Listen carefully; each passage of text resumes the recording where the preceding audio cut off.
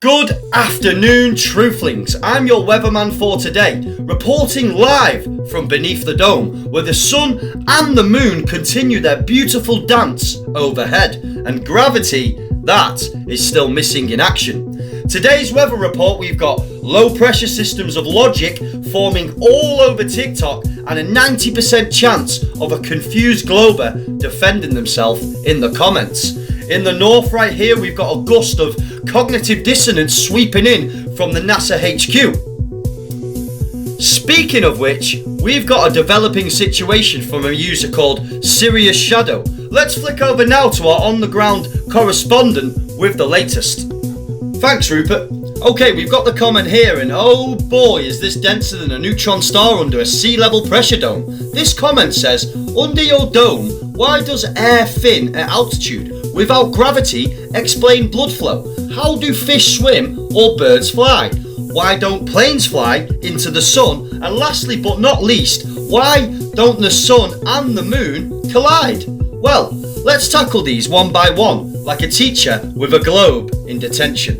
Number one, why does air thin with altitude? Well, because it's called density layering. You know, just like oil and water separates, heavier air molecules settle near the surface. Gravity, that is not required. Even high school science backs this. Number two, blood flow without gravity. Well, think about the astronauts that float around with zero gravity. They don't get any brain bleeds or burst veins, you know. That sounds like a contradiction wrapped in a NASA budget. Number three, fish and birds being denser.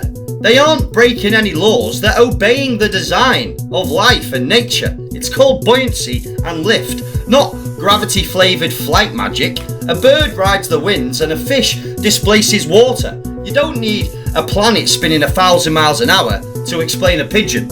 And number four, why don't planes hit the sun? Well, it's the same reason that you don't hit a hologram with a hammer. The sun is a local electromagnetic phenomenon. It's not some 93 million mile away fireball waiting to get T-boned by a Boeing 747. Lastly, number five, why don't the sun and moon collide? Well, that's easy. The sun and moon run on separate circuits like gears in a watch. You know, if they were going to ever crash, they'd have done it by now. Nature isn't chaos, it's clockwork.